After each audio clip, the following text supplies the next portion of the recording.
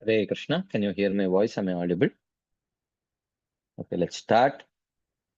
Namo Vishnu Padaya Krishna Preshthaya Bhutale Shemate Bhakti Vedanta Swaminiti Namine. Namaste Saraswati Deve Gauravani Pracharine Nirvishesha Shunyavadi Paschatya Deshatarine. Jai Shri Krishna Chaitanya Prabhu Nityananda Shri Advaita Gadadhara Shivasadi Gaura Bhakta Vrinda. Hare Krishna, Hare Krishna, Krishna Krishna, Hare Hare. Hare Rama, Hare Rama, Rama Rama, Hare Hare. Hare Krishna. So thank you all very much for joining today's session. We have been discussing from the seventh chapter of the fifth canto of Srimad Bhagavatam. The chapter is titled as Activities of King Bharata. So fifth canto is going at a brisk pace, shorter chapters. Okay. So we had, according to our schedule, we should have completed the fourth canto by the end of December. But we are close to the end of December, about a week left, and we are already in the seventh chapter of the fifth canto. Very likely we'll complete this chapter today. So pretty good. There's a good chance that maybe around 10 chapters we will be ahead by the time we reach New Year. There is a good chance that we may be 10 chapters ahead of schedule, which is very good, because that would give us some time to maybe do some sections, very well. Very, very nicely. Like, we will, in the sixth canto, we will be reaching the Ajamil section and those kind of sections, which we may need lot of discussion. We may need lot of discussion. But anyways, I'm quite happy with the way things are progressing. Even though this year, due to various emergencies, many sessions had to be cancelled, but still we are maintaining a brisk pace, which is very encouraging. Anyways, let us continue. The chapter is titled as Activities of King Bharata. I'll do a quick recap of what we have seen till now, and then we will hit a very important landmark verse of this particular section. I just paused there because that will need a lot of discussion. Bharatastu Mahabhagavato yada Bhagavatavani Paripalanaya Sanchintitas Tad Anushasana Paraha Panchajanim Vishwarupa Duhitaram Upayeme. Just as Rishabha was the Lord, his son Bharata was a great devotee of the Lord. When he was entrusted by Rishabha to protect the earth, he engaged in ruling and he married the daughter of Vishwarup named Panchajani. Okay. Then he says, just as the false ego creates the subtle sense objects, Maharaj Bharata created 5 sons in the womb of Panchajani. They were named as Sumati, Rashtrabrita, Sudarshana, Avarana, and Dhumraketu. The place was known as Ajanaba Varsha. We saw that the whole of Bhumandala is divided into 7, 2 parts basically, which is the circular disk of Bhumandala is divided into 2 sections, Aloka and Loka. Loka is the inhabited inner part, and the Aloka is the non-inhabited outer part of the circular disk. And these 2 parts are divided by the Loka mountains, the circular stretch of Loka mountains. And within the inhabited part of Bhumandala, it is divided into 7 islands and 7 oceans. The centermost island is the Jambudvipa. The centermost island is the Jambudvipa. And then there are other 6 dvipas and interspersed by 6 oceans. Okay, these are all concentric circular rings. These islands are in the form of concentric circular rings. Okay, and these oceans are also concentric circular oceans. With Mount Meru at the center. which is at the middle of the Jambudvipa. And this Jambudvipa is further divided into 9 varshas. It is further divided into 9 varshas. So here, when he says that he assigned Bharat Maharaj to rule the earth, to protect the earth, earth does not refer to the earth planet as we know it, that is Bharata Kanda. Earth does not refer to the whole of Bhumandala also. But here, earth specifically refers to the place of rule. That's how we should understand. Okay. And in this case, in the case of Bharat Maharaj, it refers to the Bharata Varsha, which is one of the 9 Varshas of Jambudvip, which is one of the 7 islands of the half of Bhumandala, which is 1/14, one of the 14 planetary systems within this universe. Okay. But still, that Bharata Varsha is much bigger than what we can imagine. Because what we know as the earth globe, the Bharata Kanda, is but a small part of that Bharata Varsha. The small part of that Bharata Varsha. So, the jurisdiction of rule of Bharat Maharaj was actually quite big in comparison to what is seen in this world. If Donald Trump thinks that he is controlling most of the countries, that Donald Trump is not even anywhere close to what he was ruling. Bharat Maharaj or Rishabhadev were ruling. So that is something that we have to understand. Just give me 1 second.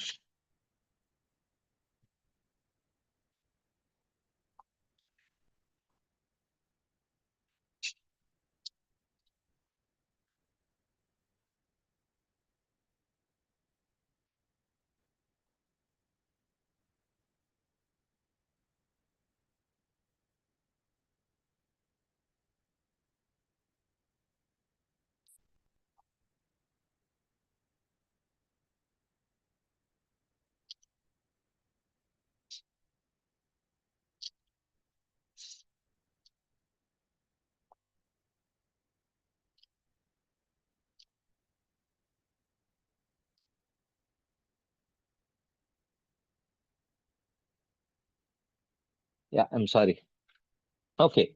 So prior to Bharat Maharaj taking over, this Varsha was known as Ajanaba Varsha, which was named after Rishabhadev, who was the son of Nabi. And after Bharat Maharaj took over, it was renamed as Bharata Varsha. Okay. So this Maharaj Bharat, who was a learned king, like his father and grandfather, father was Rishabhadev and grandfather was Nabi, engaged in his own duties, Sve Karmani Vartamanaha, and engaged the citizens in their duties with great affection.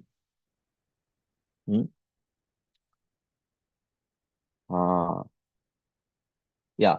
And it is mentioned that this Bharat Maharaj constantly worshipped the Lord, who is the form of sacrifice with and without offering of animals, through large and small sacrifices named Agnihotra, Darsha Paurnamasa, Chaturmasya, animal sacrifices and Soma sacrifices, complete or partial according to the rules involving the 4 priests, which are accepted with faith by the karmis. So he was perfectly following um, the activities of the Varnashrama Dharma, whatever a Kshatriya was supposed to do, even though many of them were in one sense like Kamya, Kamya Karma, like for particular material benefits. They were not even Nitya Naimitika Karmas, they were actually Kamya Karmas.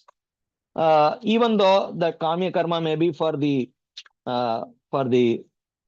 the kingdom, but nevertheless it was kamya karma, and they were forced to engage in these kind of things, even though, we will see in what mood Bharat Maharaj was performing these activities. This is very important to understand. Uh, because oftentimes people say that, if Bharat Maharaj is doing, then we should also do. It is absolutely a part of our sadhana. Otherwise, bhakti will not go on well. All those different types of uh, theories people present. But here, Srila Shukadev Goswami very clearly presents what was the mood of Bharat Maharaj when he was performing these kind of sacrifices. What was the mood, why he was doing what he was doing.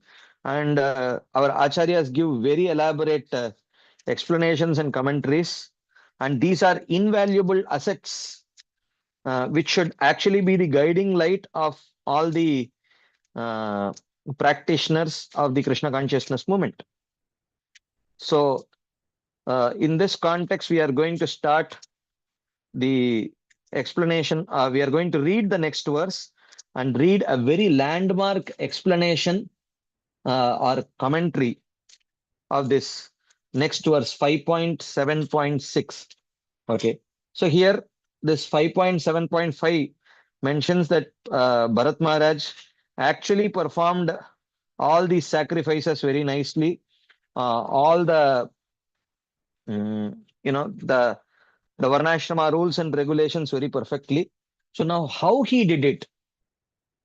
This next verse is a very, very important verse. We will go over it. Hmm. So, this is where we will start today's discussion. He says, Sampracharatsu nana yageshu virachita angakriyeshu apurvam yatta kriyafalam dharmakyam pare brahmani yajnapurushe sarvadevata linganam mantranam artha niyamakataya sakshat kartari paradevatayam bhagavati vasudeva eva bhavyaman atma naipunya mridita kashayo havishu advaryubir grihyamaneshu sa yajamano yajnabajo devamstan purushavayaveshu abhyadayat. Abhyadayat means he meditated, or he considered, or he imagined. What did he imagine while performing all these kind of activities? That's what we are going to see. He says, Sampracharatsu nana yageshu, in performance of various sacrifices, which it is clearly mentioned in the previous verse that he engaged in all kinds of sacrifices like the Chaturmasya, Darsha Paurnamasa, Agnihotra, and so on. He engaged in all kinds of these yagyas, which is very clearly mentioned. Okay. Sampracharatsu nana yageshu virachita anga kriyeshu, with execution of all parts, which means he did not miss out. It was not done in a very um, you know uninterested way while missing out on lot of the limbs. No, perfectly all the limbs were followed. Bhavyamana apurvam yattat kriyafalam. Bharata thought of the astonishing result of the sacrifices. The result of the sacrifices, whatever he thought, bhavyamana.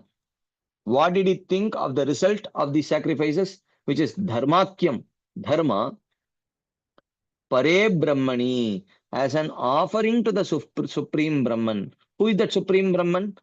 Paradevatayam, the supreme object of worship, Bhagavati Vasudeva. Sakshat Kartari, he was the ultimate performer of all actions. So, many important things. Every word is loaded word here. Okay. Every word is a loaded word. I will complete this. I will complete reading it once, and then we will go over it another 2 or 3 times. Okay. And try to understand. And then we will go over the purport. Okay. Sakshat Kartari. Yajna Purushe, the recipient of all sacrifices. Artha Niyamakataya. Since Vasudeva alone is the controller of all the devatas, Mantranam, who are the subject of the mantras, Sarva Devata Linganam, which have the power to reveal those devatas.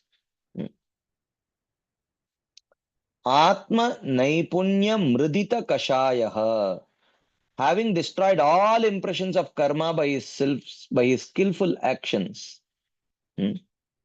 Havishu Advaryubhir Grihyamaneshu, when having the Advaryu priest perform rites, even though he should have been the one as the Yajaman, he should be performing these activities, but he appointed the Advaryu priest as the proxy on his behalf because this was allowed, especially if the Yajaman had other very important duties.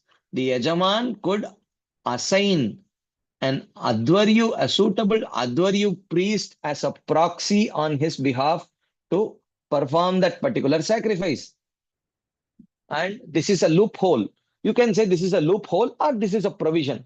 Especially, let's say, for example, the Yajaman, the king, has to go for a war or a battle. He has to go for a war or a battle. So in such cases, you know, he cannot be sitting and performing a sacrifice. So he can actually empower or assign the job to an Advaryu priest who on his behalf could perform that sacrifice. It is still considered to be the sacrifice of Bharat Maharaj. He is considered to be the Yajaman, but there is a provision available, especially if there is if the king has some very important duties. So, what important duty did Bharat Maharaj have? He had to worship his deities. He had to chant the holy names. He had to hear Krishna Katha. All these things he had to do. So, what did he do? He utilized. He utilized the. He utilized this provision that was available. He utilized this provision which was available, that yes, it is, if you have a better job to do, if you have a more important job to do, then definitely you can assign an Advaryu priest. Okay. So he utilized it. Saha Yajamanah. So Bharata, the sponsor of the sacrifices, Abhyadayat, he meditated Yajnabajo Devan, on the Devatas, the recipients of the sacrifices, Purusha Avayaveshu, as the limbs of the Lord. Okay. I will go over the verse once more, and if necessary, once more. Okay. Because this is very important. Sampracharatsu nana yageshu, in performance of various sacrifices, Virachita anga kriyeshu, with execution of all the parts, which means he did not miss out on any of the parts of the yaga or the yajna. And all these yajna will have a result because yajnas are performed in order to get particular results. Okay. Apurvam yattat kriyafalam bhavyamana. Bharata thought of the astonishing result of the sacrifices, which is dharma, as an offering to the Supreme Brahman, which means he was doing it, and whatever result was going to come out of that sacrifice, Bharat Maharaj thought, I don't want it, let it be an offering to Krishna.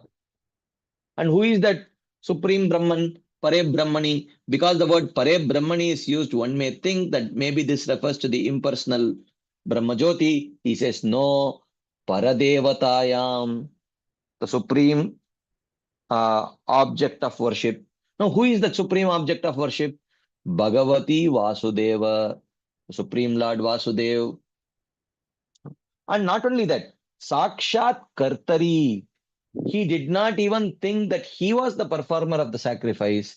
He considered that it is Vasudev only who is performing that sacrifice also. Nimitta matram bhavasavya sachin. I have already done it. You just be an instrument. So Bharat Maharaj considered himself as an instrument while he thought that Krishna is accomplishing this through me. He's only doing it. He's only doing it. Sakshat Kartari, which means he did not have that mood that I am the doer. Ahankara vimudatma kartaham iti manyate. Okay. And he also saw, even though many demigod mantras were chanted and the oblations were offered, yeah, Indraya Swaha, Varunaya Swaha, and so on, he understood that Sakshat, that Yajna Purushe, that the recipient of all the sacrifice was Vasudev alone. Okay. Why? Artha Niyamakataya. If it is Vasudev alone, then why there is Indraya Swaha, Varunaya Swaha? Because Vasudev is the controller of all the devatas. Hmm. Hmm. Uh, so, and then it is said that, and who are these devatas? Mantrana. They are the subject of the mantras. Okay. Indraya Swaha, Varunaya Swaha. So, are they, uh, so is it not a demigod sacrifice? No. He clearly understood that he was the controller. Vasudeva was the controller of the devatas. Hmm. Sarva devata linganam. Hmm. And these mantras had the power to reveal those devatas who could come and accept their share of the offering. Atma naipunya mridita kashaya. So this talks about the qualification of Bharat Maharaj. What was his qualification? He had destroyed all impressions of karma by skillful actions. What is skillful actions? Skillful action means bhakti. And for a bhakta, there is no karma. Because of embracing the path of bhakti, he had destroyed all impressions of karma by his skillful actions. And when he was performing the sacrifices, even though he was the yajaman of that sacrifice, but still he appointed Advaryu priests to perform those rites, even though he was the yajamana. And while offering, uh, the oblations to the various demigods, uh, he meditated on those demigods being uh, the limbs of the Supreme Personality of Godhead. Om Indraya Swaha. I am offering these oblations to the hands of the Supreme Lord. Om Varunaya Swaha. I am offering oblations to the tongue of the Supreme Lord. Om Agnaye Swaha. I am offering oblations again to the tongue of the Supreme Lord, while Agni is there as a representative of speech. Okay. So, like that, he was meditating. So now, again, this is important. This kind of worship is called as Ekatvena Pritatvena Bahuda Vishwatomukam. This is called as Pritatvena Bahuda, where you worship the Supreme Lord by worshipping the various demigods, seeing those demigods as actually various limbs of the Supreme Lord. This is not a pure devotional worship. This is not a pure devotional worship.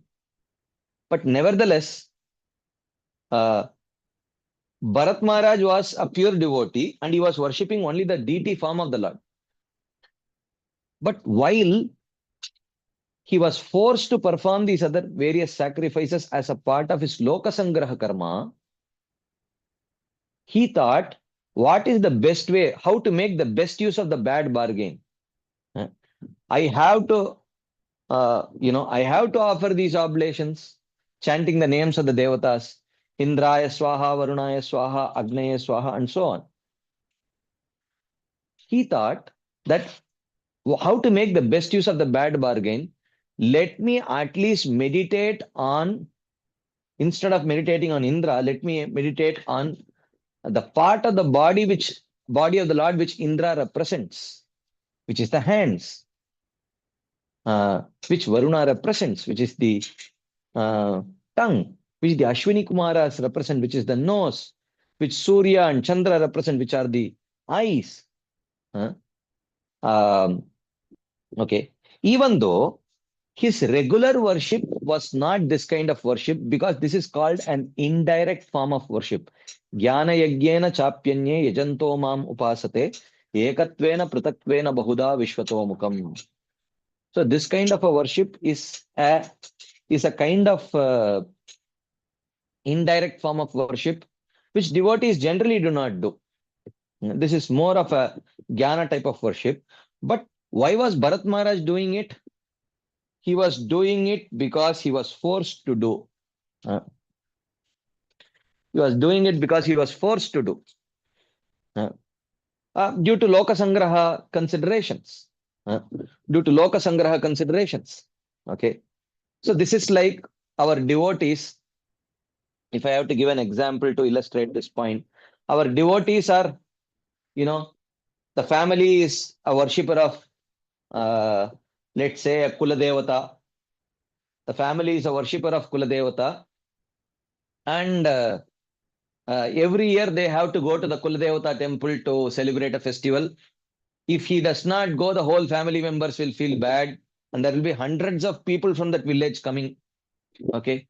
So the devotee thought, there is no chance of escaping. If I don't go, I will actually, if I don't go, I will actually be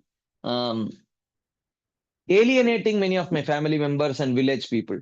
So what he thinks, he calls the temple book distribution in charge and he says, Prabhuji, 200 Bhagavad Gitas. Can you please ensure that these 200 Bhagavad Gitas are shipped to this place? So he takes those 200 Bhagavad Gitas, attends, okay, and whoever is the sponsor, he convinces them that instead of giving so many other things, give them a Bhagavad Gita like that. So that way, he goes and participates in the demigod, whatever Kuladevata festival because of Loka Sangraha purposes. But at the same time, he utilizes it, making the best use of the bad bargain. He ensures that about 200 Bhagavad Gitas are distributed, right? So the same way, Bharat Maharaj he is not a indirect worshipper of the Supreme Lord. By his regular meditation, is not meditating on on Indra being the hands of the Supreme Lord, Varuna being the tongue of the Supreme Lord, Ashwini Kumaras being the nose of the Supreme Lord. No, that is not his regular meditation. But anyways, because he had to perform those sacrifices, making the best use of the bad bargain. He was just trying to make the best use of the bad bargain. So Indraya Swaha, instead of meditating on Indra, he decided to meditate on the hands of the Lord. Okay. This is the point. And this will become very clear when we read the commentary, which we have not started to read the commentary yet. Okay. This is just a prelude to the commentary which we are going to read now. But I am going to go over the translation once more. Okay. In performance of various sacrifices, with execution of all parts, Bharata thought of the astonishing result of the sacrifices. Whatever result for which that particular sacrifice is being done, because all these sacrifices, Chaturmasa, Darsha Paurnamasa, and all these sacrifices have a particular result which comes with that.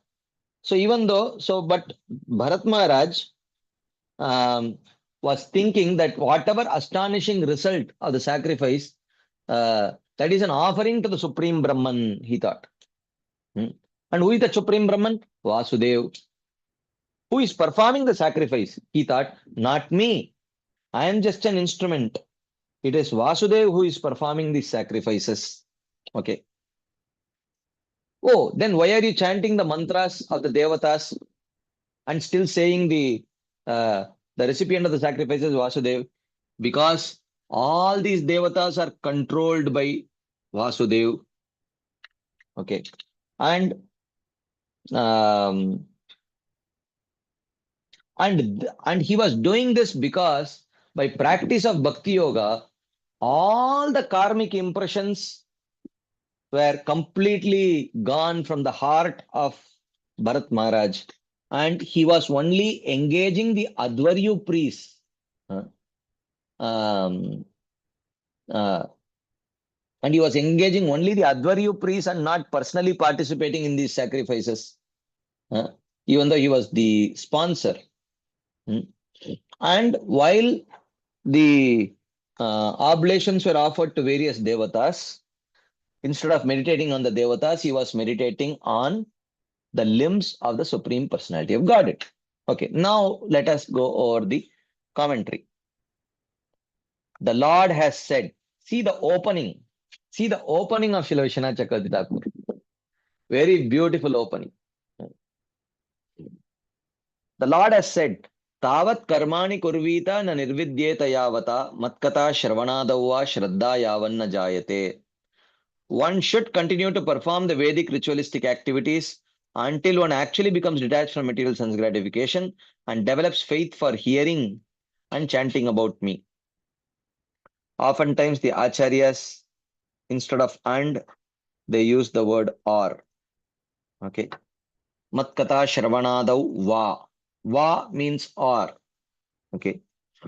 So, detachment from material sense gratification is the qualification for Jnana Yoga, and development of faith for hearing and chanting is the qualification for Bhakti Yoga. Okay.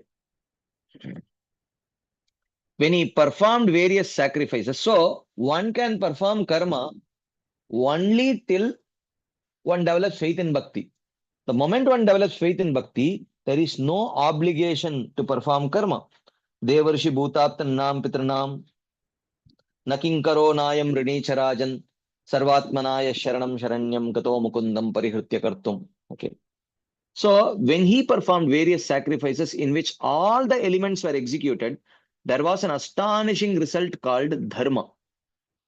He thought of these results as an offering to the Supreme Brahman Vasudev, his deity. He thought, I do not have any desire for the results of this sacrifice. It is for the pleasure of Vasudev. Because such great devotees, they have full faith. Rakshishyati iti vishwaso goptratve varanam tata. It is not my dharma or karma that is protecting. It is Vasudev who is protecting. But still, just for lokasangraha purposes, I would perform these sacrifices. So he was not even considering those sacrifices as karma sacrifices. He was just considering those sacrifices as an offering to Vishnu. Why as an offering to Vishnu? Because he had a responsibility. He had a responsibility as a devotee to the Supreme Lord, and that responsibility is by performing is that responsibility can be fulfilled by performing the um, uh, activities of devotional service. He also had a responsibility on behalf of the Supreme Lord for protecting the general dharma, which is Varnashrama dharma, because he was the king. So, for which he was performing all these sacrifices. But because he did not have faith in those sacrifices, he felt the real um, the real protection is coming from Krishna. The real maintenance is coming from Krishna and not from the performance of these yagyas. He had full faith in this. But still he was externally doing.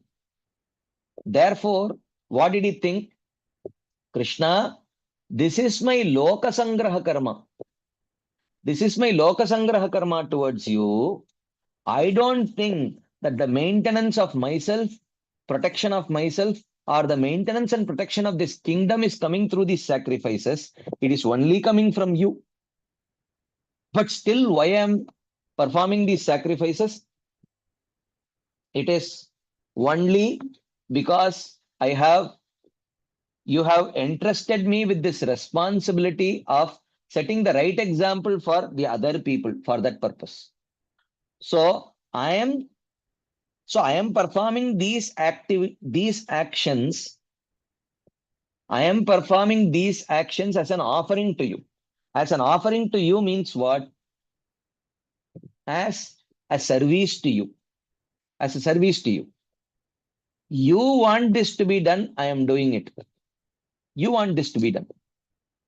But I have full faith that the protection and maintenance of this kingdom is not coming from these sacrifices. It is coming from you.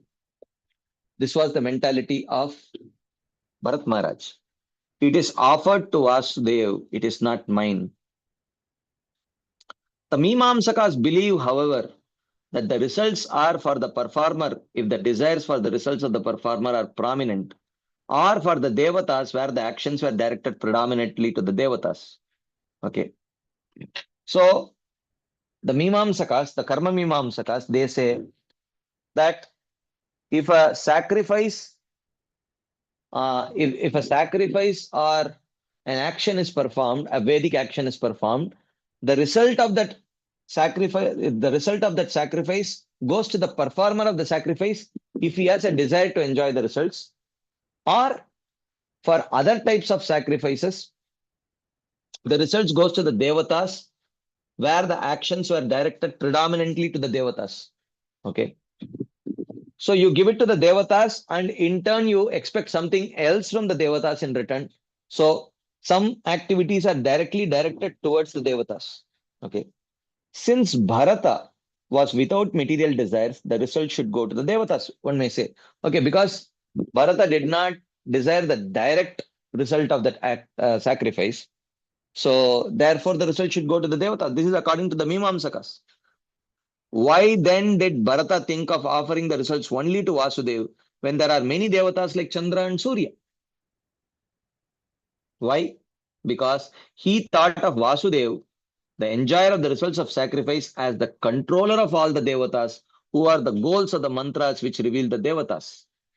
Because he thought that Vasudev is the controller of all these Devatas. So another Purva Paksha argument. Okay. Another Purva Paksha argument. Bharata may not be the enjoyer, but he cannot avoid being the performer of the sacrifice. Okay. Okay. He may not want to enjoy the sacrifice, but he cannot. But he cannot avoid being the. But he cannot avoid being the performer of the sacrifice. So, in response to this, it is said, no, Vasudev is also the performer since he is the independent doer, inspiring all others to action as the Antaryami of all beings. So he did not think that he was the independent doer. He thought himself only as an instrument executing the will of the Lord. Executing the will of the Lord.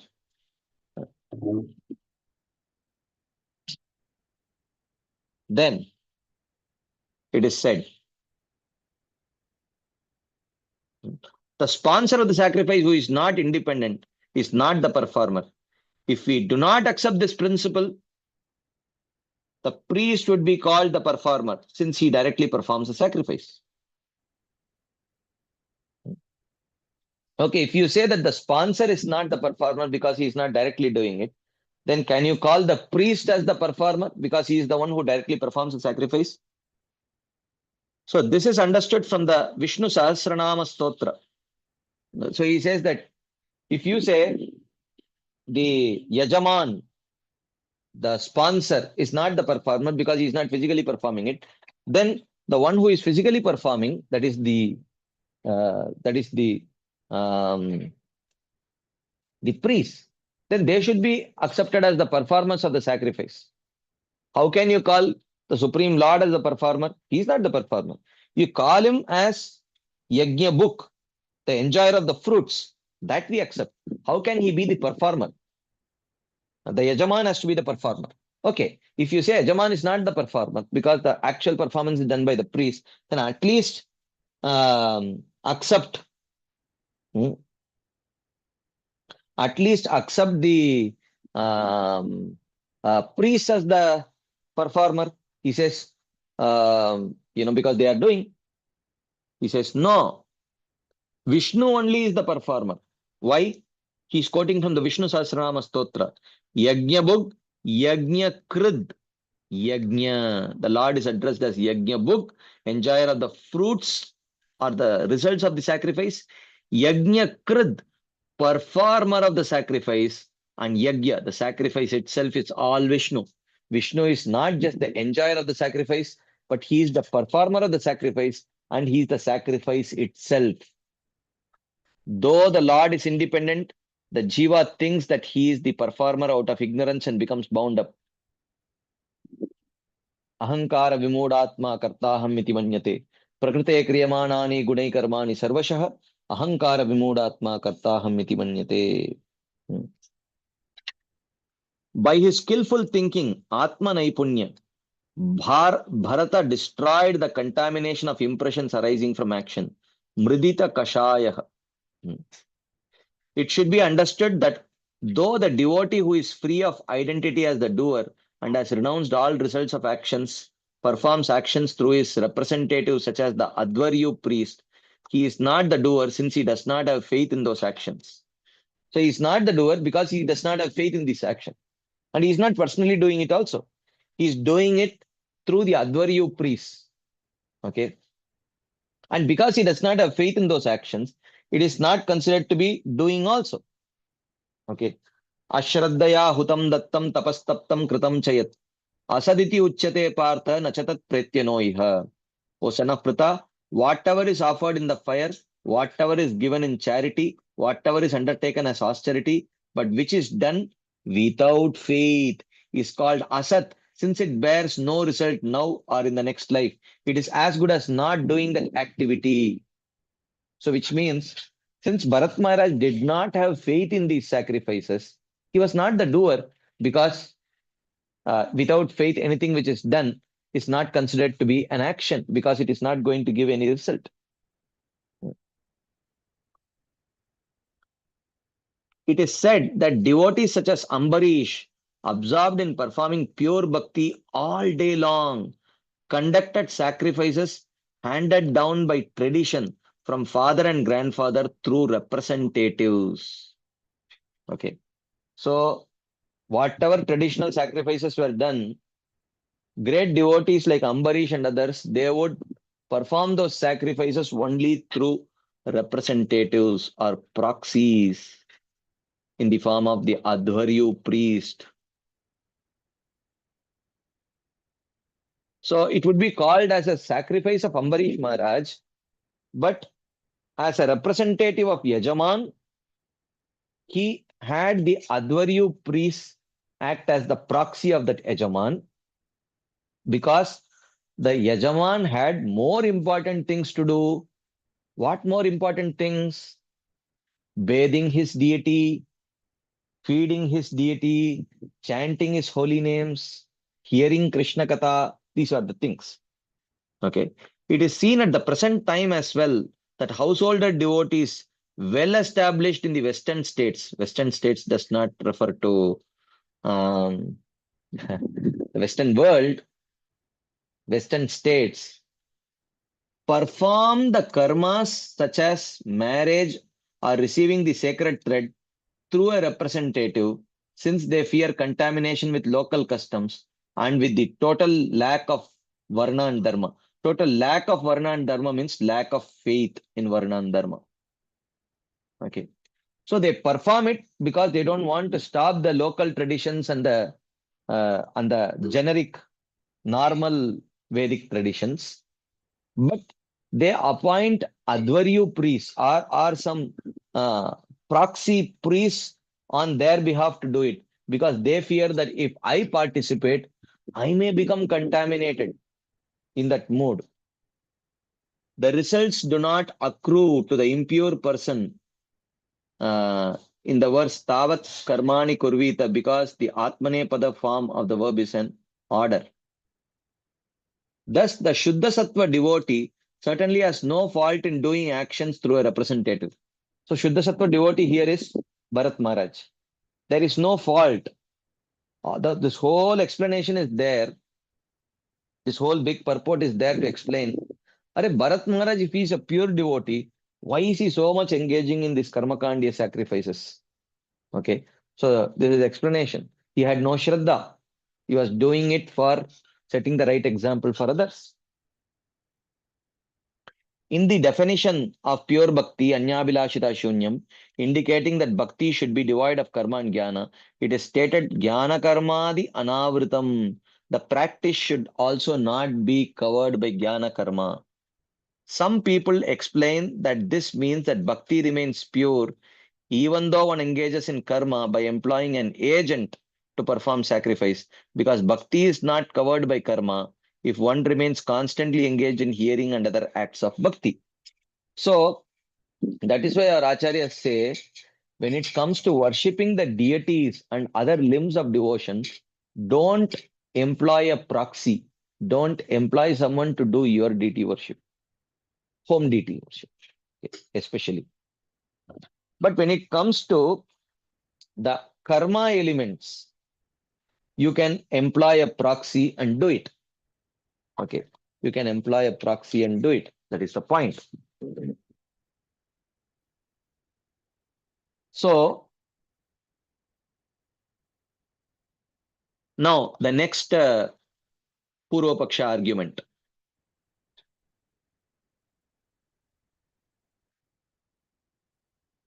So, Srila Vishwanath Chakravarti Thakur says, bring it on. Whatever accusations that you may have against Bharat Maharaj, bring it on. I am here. I am his lieutenant. I am here to defend him. Okay. If you run short of accusations, I will create some accusations for you and defend it. Vishwanath Chakravarti Thakur is doing it here. He says, someone may say, we cannot attribute fault of doing karmas to Bharata if he acts thus.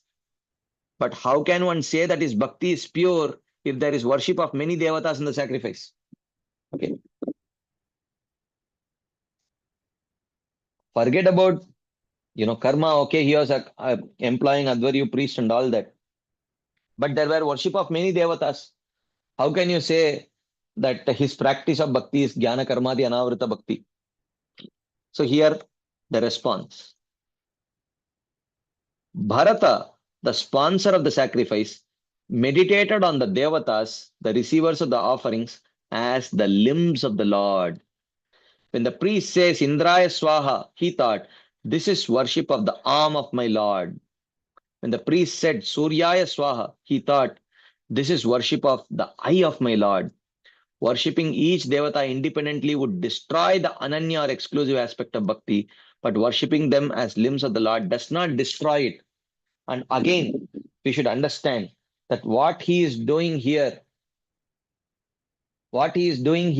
is making best use of the bad bargain.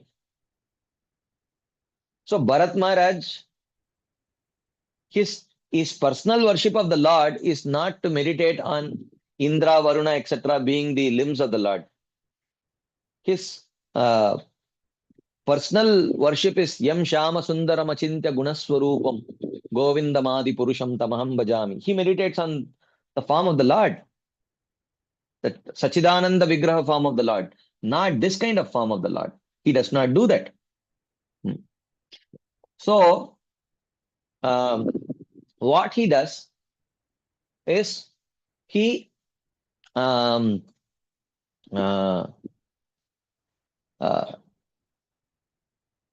this is just because in the sacrifice Indraya Swaha, Varunaya Swaha is there.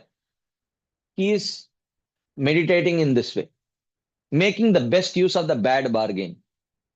Having to attend this sacrifice itself is bad bargain. How to make the best use of it? Instead of meditating on Indra, Varuna, etc., let me meditate on the limbs of the Lord. I gave the example of a devotee who is, for Loka Sangraha purposes, he has to attend this Kula Devata festival. He tries to make the best use of the bad bargain by taking Bhagavad Gita and distributing it there. Okay. So this is the purport. Okay. Very important purport. Okay. Those of you who may have questions on what we have discussed till now, please jot it down. Okay. Because quickly I'm going to go over this chapter, complete this chapter, and towards the end, we will take some discussion. Okay. Those of you who have questions, please jot them down. Okay. And we will definitely come back. In the meantime, let us complete this chapter. Not a very long chapter, just 14 verses. Evam karma vishuddhya vishuddha sattvasya antarhridaya akasha sharire brahmani bhagavati vasudeve mahapurushe rupa upalakshane shrivatsa kaustuba vanamala aridara gadadibir upalakshite nija purusha hrid likitena atmani purusha rupena virochamana uccaistaram bhaktir anudinam edamana rayajayata. Performing karmas purified by his intentions. Performing karmas, but purified by his intentions. So he was performing karmas only as a Loka Sangraha, for the purpose of Loka Sangraha, because he had pure intentions of Shuddha Bhakti. The Bhakti of Bharata filled with Shuddha Sattva daily increased to higher levels of intensity. So this is clarified by Srila Shukadeva Goswami. If he has mixed intentions, if all this karma was covering, his bhakti, then Srila Shukadeva Goswami would not say that his bhakti was anudinam yedamana. It was increasing day by day. He directed his bhakti to the Lord situated in the heart, to the Brahman, and to Bhagavan Vasudeva, who is also seen as the Lord of Vaikunta, endowed with Srivatsa, Kaustuba, garland, chakra, conch, and club, shining in the hearts of the devotees with his human form. So, all of this he was offering, he directed his bhakti to the Supreme Lord Vasudeva. So, this action particularly purifies the heart of the performer of the karmas. Rishabhadev instructed his other sons to worship Bharata. However, since he already had a pure heart, it is redundant to say that he became purified by these acts. So this should be understood to mean, having a pure heart, he performed acts which were pure. Okay. So he was already pure. So this is how the verse should be understood. Or by this method, he purified all actions. With a devotional intent, he purified all the actions. The natural bhakti of Bharata, who was Shuddha Sattva, increased in strength daily on a higher level, like the Ganga which moves with force, purifying the world. He had bhakti for Vasudeva, Krishna, who is worshipped as Paramatma, Brahman, and Bhagavan. He is situated in the space of the heart as Paramatma, the object of meditation of the yogis. The Paramatma with a form is described. Kechit swadehantar hridayavakashe pradesha matram purusham vasantam chaturbhujam kanjaratanga shanka gadadaram dharanaya smaranti. In the second canto, we saw the description of the Paramatma within the heart of all living entities, but perceived by the purified yogi. Okay. Not that he is present only within the hearts of the yogi, but okay. So some yogis meditate upon the Paramatma measuring one Pradesha, who is residing in the heart within the body and who holds the lotus wheel, conch, and club in his 4 hands. Brahman is worshipped by the Jnanis and Bhagavan is worshipped by the devotees. Though the form of Krishna is Bhagavan, the form of the Lord of Vaikunta is described here since it is famous in the scriptures. This form shines in the heart, marked permanently with the human form, as if it were a painting in devotees like Narada. Like that. Evam Varsha Ayuta Sahasra Paryanta Avasita Karma Nirvana Avasaro adibujyamanam swatanayebhyo riktam pitru paitamaham yatadayam vibhajya swayam sakala sampad niketat swaniketat pulah ashramam pravavraja. After ruling for 10 crore years and not ascertaining whether his karmas of his life were completed or not, he divided his wealth inherited from his father and grandfather, which he had enjoyed, amongst his sons according to the rules, and then left his house full of wealth and went to a hermitage at Pulaha. So after 10 million, sorry, I don't know, 10 crore years, after ruling for so long, uh, and not ascertaining whether the karmas of this lives are completed or not, whether his duties were completed or not, he divided the wealth inherited from his father and grandfather amongst his sons and went to Pulaha ashram. So, not being able to ascertain whether his karmas of this life had finished or not, after ruling so many years, Bharata divided his kingdom and left. Bharata was conscious of his karmas only out of humility, since he actually did not have any karmas. His enjoyment of the kingdom was only a result of his being a devotee. Very clear. Being detached, he suddenly left the kingdom. Riktam means wealth. Yatraha vava Bhagavan Harir Adyapi Tatratyanam Nijajananam Vatsalyena Sannidapyata Iccharupena. There, in Pulaha Ashram, the Lord is visible even now in the form desired by the devotee out of affection for his followers who reside in that place. The Lord manifested that form because that was the form which was desired by the devotees who were staying there and worshipping the Lord. Because of his affection, the Lord is present there in the form desired by his devotees, residing there in the forms like Krishna or Rama. यत्र आश्रमपदानि उभयतो नाभिभिर् दृशच्चक्रैः चक्रनदी नाम सरित्प्रवरा सर्वतः पवित्रीकरोति. In that place, the Gandaki, the best of the rivers, purifies the hermitages with shilas marked with chakras and holes on both sides, the Shalagram shilas. That is the place. Pulaha ashram was there. Gandaki is called as Chakranadi, purifies the hermitages by the chakras on the shilas with holes and the upper and lower surface.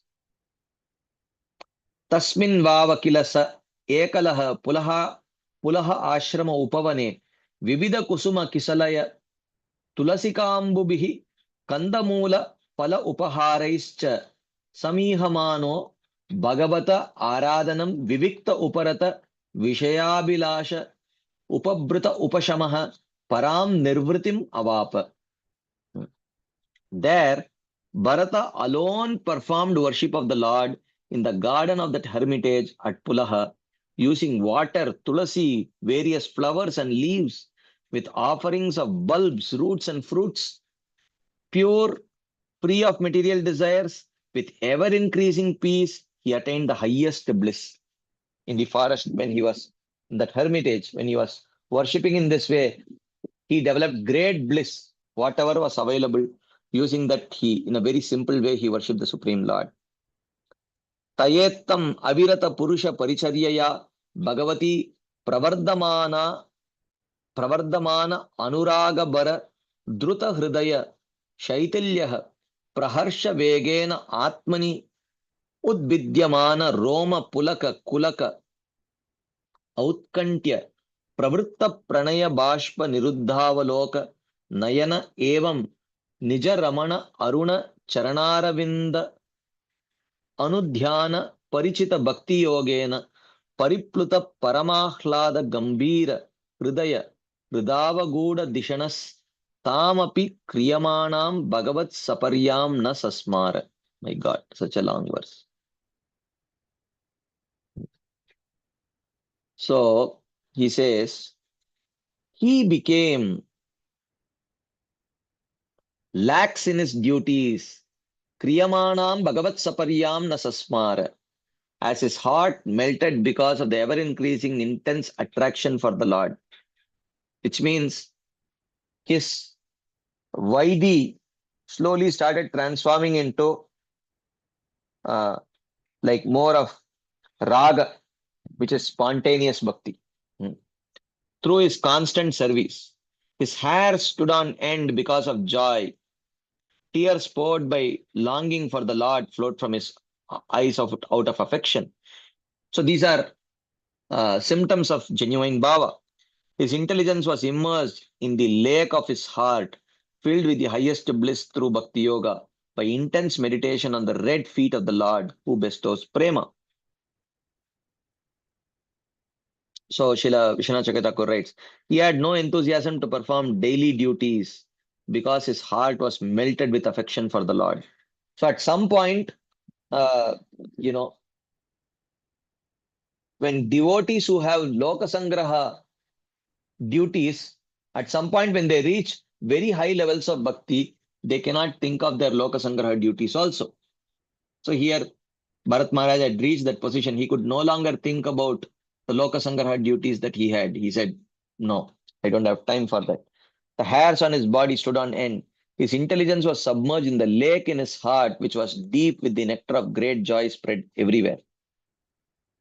Ittam drita bhagavad vrata aineya aineya ajina vasa anusavana abhisheka ardra kapisha kutila jata kalapena cha virochamanah Suryarcha Bhagavantam Hiranmayam Purusham Ujjhane Suryamandale Abhyup Abhyupatishtan Etad U Hovacha.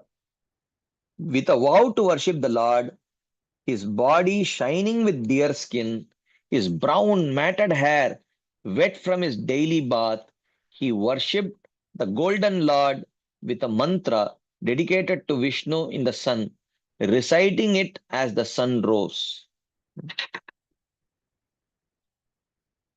Shila Vishwanath Chakravarti writes, thinking that his ecstatic symptoms were an obstacle and that his intelligence should not be covered by the ecstasy, he began to worship the Lord using a mantra revealed by his intelligence.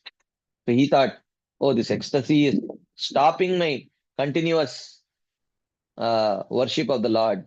Okay. So therefore, he began to worship the Lord through a mantra which was revealed by his intelligence. He worshipped using a mantra which revealed the Lord situated in the sun. Ujjhani. Ujjhani means rising. Another version is Ujjahase, desiring that the sun rise. Paro Rajah Savitur Jata Vedo Devasya Bargo Manasedam Jajana. Sureta Sada Punaravishya Chaste Hamsam Gridranam Rishad Ringiram Imaha. So this is the mantra that he chanted. I surrender to the effulgent Lord situated in the sun, beyond Prakriti, fulfilling the desires of the Jiva, and who by his Chit Shakti creates the universe by his will and enters it and maintains the Jiva desiring material enjoyment by inspiring the Jiva's intelligence. So, in this way, he glorified the Supreme Lord. Uh, he glorified the Supreme Lord uh, and uh, by chanting this mantra. So he says, I surrender to the effulgence of the Lord situated in the sun. Bargaha Savituhu Devasya. So these are the words which come in the Gayatri mantra also. Savituhu is the sun. This refers to Narayana, indicated in Dhyaya Sada Savitru Mandala Madhyavarti Narayana Sarasijasana Sannivishtaha. So there is a form of Narayana who is situated in the sun also. That Lord is beyond Prakriti or Shuddha Sattva. He fulfills the desires of the devotees. Hmm. That effulgent Lord has created this universe by his will. Entering the world by the power of his Chit Shakti as the Antaryami, he sees the Jiva like me desiring happiness from material objects. It's not happens, it is happiness. Okay. This means that he maintains the Jiva out of his mercy. How? He maintains the Jiva by inspiring the Jiva's intelligence. Nrishat means the intelligence. What remains in men as a covering. The Lord gives movement to the intelligence of man.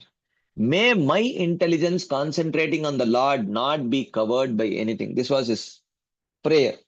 May my intelligence concentrating on the Lord not be covered by anything like that. Thus ends the commentary on the seventh chapter of the fifth canto of the Bhagavatam for the pleasure of the devotees in accordance with the previous acharyas. Okay. I'm sorry I've taken some extra time. I wanted to complete at 8:15 and open up for discussions, but it has taken some extra time. But nevertheless, better late than never. If there are any quick discussion points, comments, questions, anything anyone would like to share, ask, and we can take it right now.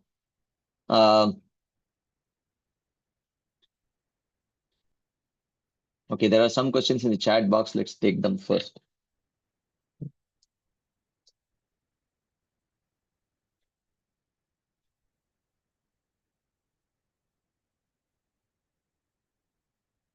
Okay, so here it says, okay, the results of sacrifice will be material only. What is astonishing in that?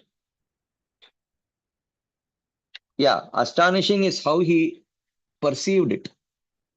Okay, it can be taken as it may be astonishing for some people. Okay, how just by performing a sacrifice one gets the results. It may be astonishing for some people. How to understand Rishabhadev's instruction that na yojayet karmasu karma mudan and Bharat Maharaj's performance of sacrifices? Yeah, we did see the explanation of this.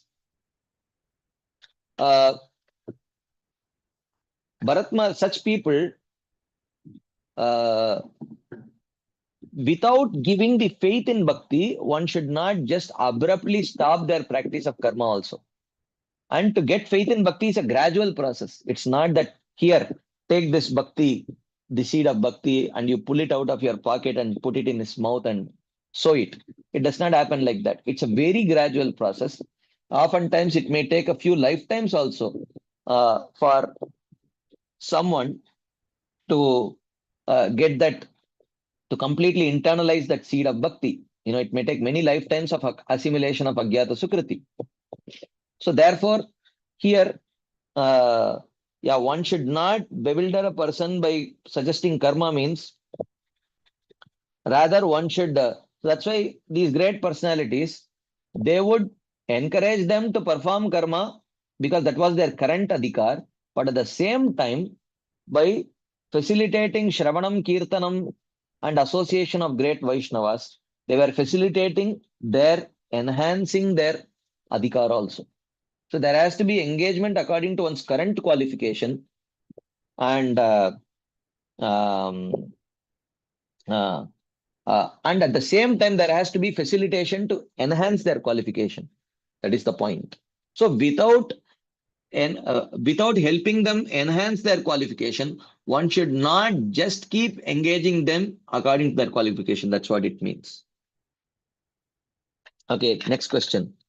One who believes in karma also need a proxy to perform sacrifice, as they don't have qualifications of a Brahmana. Yeah, no, that is not. See, Brahmanas only have to perform the sacrifice, but there is the Yajaman of the sacrifice. That Yajaman need not be a Brahmana. Okay, that Yajaman need not be a Brahmana. Okay, but he has to be there to do some aspects of the sacrifice as the Yajaman. Now, there is a provision that the Yajaman can outsource that part also to the Advaryu priest. Okay. Of course, the what is performed by the Hota, Udgata, Brahma, and Advaryu, that has to be done by them only. But the Yajaman of that sacrifice need not be a Brahmana. And he has a role in that sacrifice also. He has to be present during the sacrifice, at least during particular times when his presence is definitely needed. But that can also be outsourced. That is what is being indicated here. Okay, there is another question about last week's class. You are mentioning that Mahabharata is Dharma Shastra and Srimad Bhagavatam is a Bhakti Shastra. My question is, Bhagavad Gita, Bhishma Stuti both speaks about pure devotion, etc. We're also part of Mahabharata only, right? How can I completely accept Mahabharata as Dharma Shastra? Yeah, Bhishma Stuti, the prayers are not elaborated in Mahabharata. They are not elaborated in Mahabharata. Uh, They are not um, they are not elaborated in Mahabharata. Similarly, but his teachings on dharma, Rajya Dharma, Pati Dharma, Stri Dharma, Kshatriya Dharma, Brahmana Dharma, those dharmas which fall within the category of Varnashrama, that is elaborated in Mahabharata, where it is just mentioned that he offered some prayers. Okay.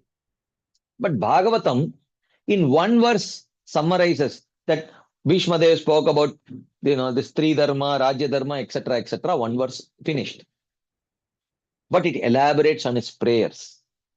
So Mahabharata focuses on the teachings on dharma, whereas uh, Bhagavatam focuses on the real heart of Bhishma Dev. While it makes his teachings on dharma, etc., as incidental, like that. Yeah, mantra should be confidential, but here, what mantra Bharat Maharaj chanted is revealed. How to understand this? Maybe it's not that kind of a confidential mantra. That's my understanding. Okay. Can you please explain the size of the Paramatma in all living entities?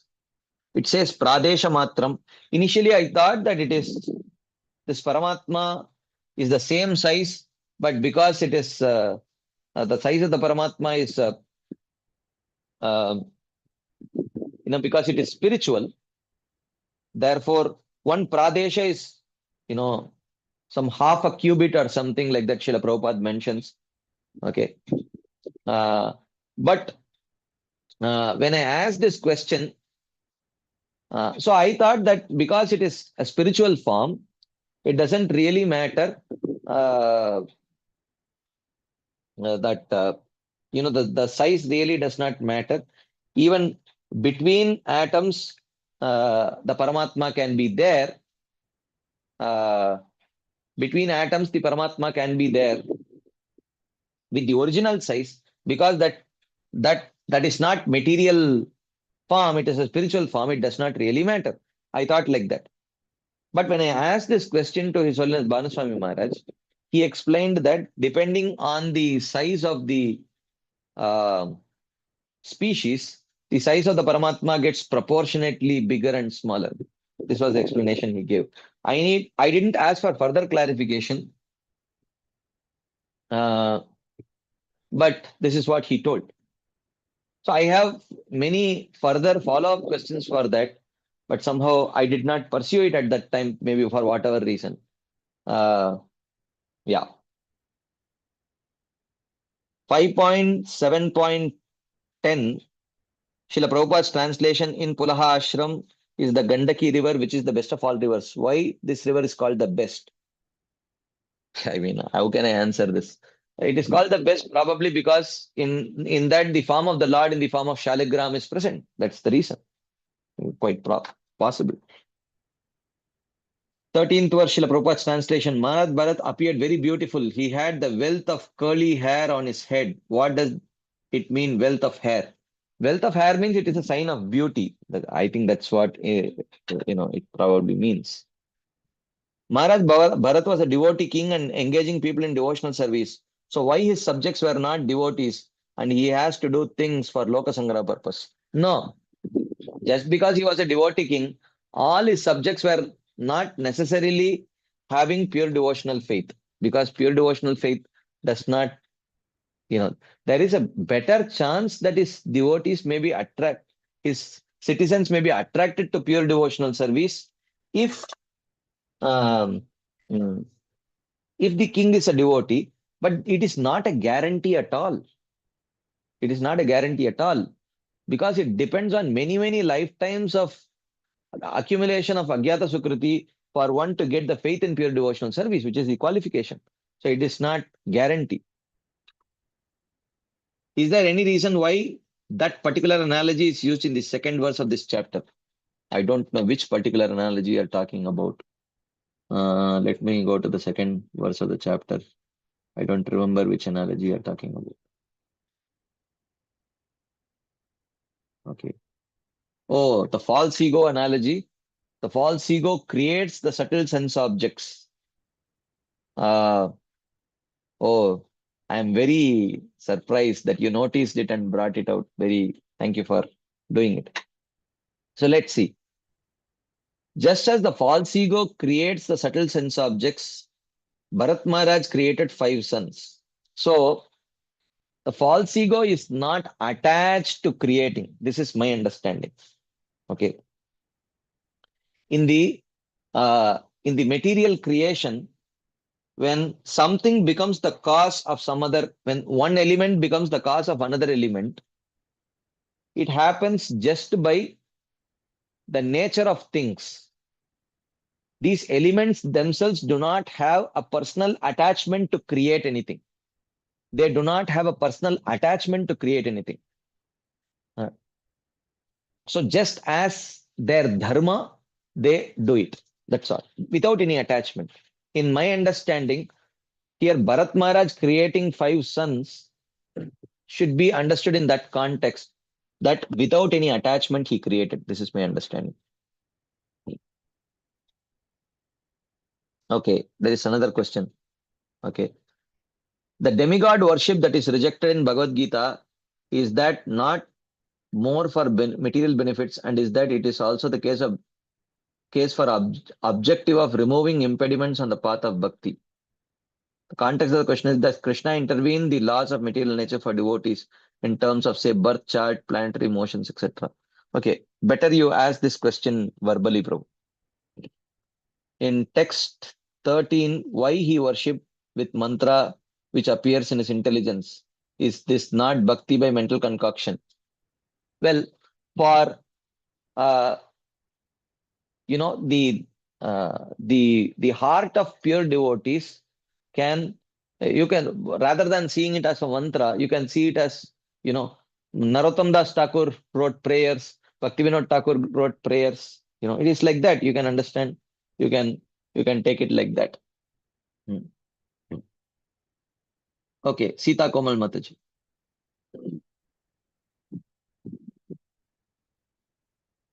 Hare Krishna Prabhu ji, pranam. Yes. Hare Bol, sorry Prabhu, all my questions got answered. Sorry, I forgot to Yeah. lower my. Okay. Sorry. Yes. Yes. Sham Sundaran Prabhu. Hare Krishna Prabhuji, Dhanavad Pranam. Dandavat Prabhu. Prabhuji, I have 2 questions. One is that there are 2 sentences, like there are 2 words which we have used in the course of the discussion. One is like best use of the bad bargain, and second is the Bharat Maharaj having no faith on the activities. So the second one is repeated in a couple of instances when describing the activities of devotees doing some seemingly karmic activities. So these 2 are there.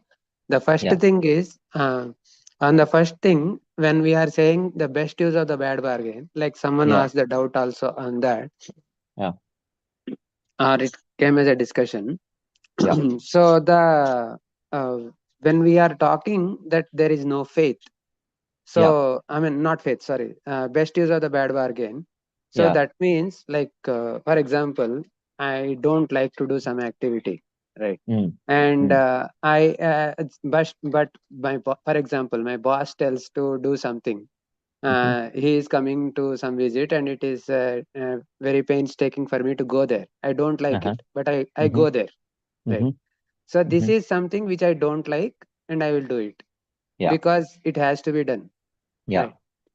That is one way. Then I can use this is the best use of the bad bargain or something like that, because I have to set an example, or I have to protect myself or whatever.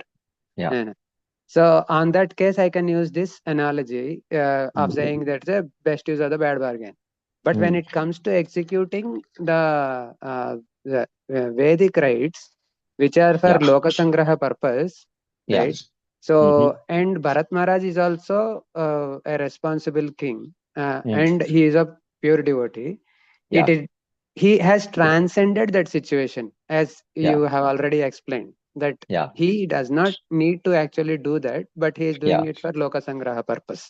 Yeah. So, I mean, why do we use that word as best use of the bad bargain? I mean, he knows it. He has no. I mean, he has no taste, or he has little taste for it, but he is doing it for the benefit of the masses who are Yeah. under him. So here, when I use the word best use of the bad bargain, I don't mean to say that Vedic rites are bad. Okay. Please don't take it like that. Okay. What I mean to say is that Mm. as a perfected devotee, he would naturally want to utilize all those time in direct devotional activities. Okay. Which Okay. is seen when he takes up to this Vanaprastha, at some point, he's unable to consider Loka Sangraha, and he continuously starts performing only pure devotional activities. Okay. Yeah. So in that sense, I meant not that uh, not that performing Vedic activities is a bad bargain, not in that sense. Yeah, actually, I raised this question because this becomes a mentality to criticize the Vedic rites, and we don't, since we are not doing it. It's not that the Vedic No. rites are I bad. have clarified it many times that Shruti Shastra Ninda means for devotees, how does Shruti Shastra Ninda happen? Okay. One extreme mentality of thinking is just because it is given in Vedas, we should do it. We should also do it. Yes. Okay. That Correct. mentality is a wrong mentality. Correct. And the other mentality is that just because it is not recommended in the Bhakti Shastra, no one should do it. Okay. So, which means you are actually trivializing all the other Shastras which are actually created by Krishna. Okay. So, that which means you are challenging the intelligence of Krishna. That Krishna is very foolish that he created the Dharma Shastras, the Jnana Shastras, the Yoga Shastras. He might have as well compiled only the Bhakti Shastras. Okay. So, which means you say that you know better than Krishna. That is a ninda. That is a kind of offense. So, Correct. but both extremes should be avoided. Correct. Okay. One understands that particular swe adhikare yanishta saguna parikirtita. Okay. One understands on the adhikar, and one understands that particular people are performing particular activities according to their adhikar. Okay. And those are there for particular reasons. So one should not criticize other people performing other things, but at the same time, one should not think just because it is given in the Vedas, I should also perform it. So this understanding should be very clear. Yeah. So Bharat Maharaj does not have interest. He wants to do devotional activities, but he is doing it because there are other people who have not full faith in devotional service. For them, as a king, he For has to them. He establish has to a set the right example. example. Yeah. And the second thing of the having faith, I think this can be also related with the same question. So when we say we don't have faith, so I meant that he did not have faith in those activities as his sadhana. That's what it means. Okay. So that means it is like you are saying that if you don't do this thing, you don't get this result. So he does not have faith in this kind of statement. Yeah. It means I am doing it as a duty because I am doing the duty of a king also. As I have two types of duties. One is the duty as a devotee. None of these activities are my duties as a devotee. But these duties I may have to perform as a representative of Krishna, as the king, I may have to do. So, which means when I say he has no faith, it means as a devotee, I don't have to do any of these things. But as a king, I may have to do to set the right example for others. That's the meaning. Okay. So actually, I understood the other way, saying that I mean, when you say faith, so that this activity does not yield a result, right? So in that way, if you understand that way, now you are clarified that saying that the faith is as the duty as the central point here Yeah. to understand the word faith. So Yeah. if you understand for that from the duty perspective, yes, it is, because he does not have to do it because he already Yeah. crossed that thing. Yeah. But but if you don't take the duty part of it and take the result part of it, right? Uh-huh. As the understanding on Uh-huh. the faith, for understanding the word faith. Hmm. So if a karmi performs that, so Mhm. he is having faith that he will get the result of that Yeah. yajna or whatever. Yeah. But if a devotee performs, he also has to have faith that the Vedic rites will yield results. Right? Definitely. Very Yeah. definitely. Yes, yes, yes. For others, but he does not Yeah, for want it. others, not for Yeah. himself. Yeah. Yeah. Yeah. Yeah. I want to Very. clarify this one. Yes, Yeah. yes, definitely. Most definitely. Yes. Yeah, and that's actually I missed that the second verse, the analogy when you are discussing that it was a little bit intriguing that why those words are and Bharat Maharaj, created 5 sons, which are named. I mean, how the analogy is given, like Yeah. false ego creates Yeah. uh, Yeah. this. Uh, Elements. Elements, like how I didn't get this, why, because Bharat Maharaj's sons are all to be pious and doing, why No, that's the okay. As analogy of there was no lust, that is the meaning of that. okay. Yeah. Okay, okay, bro, thank you. Okay. How much time do we have? We have 3 hands up and 1 minute left. I am sorry. I don't think we can take questions. But because we have completed a chapter, I can do one thing. Tomorrow, I will do a quick recap of the chapter and we will take questions. So, Shivkumar Prabhu, Sachiparan Prabhu, Mother Gail, you have 3 hands up. So, if there are any further questions from this chapter, from these discussions, we will take it first and then we will start the 8th chapter. Okay. So, but today I cannot take because I want to stick to my vow that I will end by 8:45. So, thank you all very much for your patient listening and your enthusiastic participation. Srila Prabhupada ki jai, Srila Vishwanath Chakravarti Thakur Pad ki jai, Srimad Bhagavatam ki jai. Hare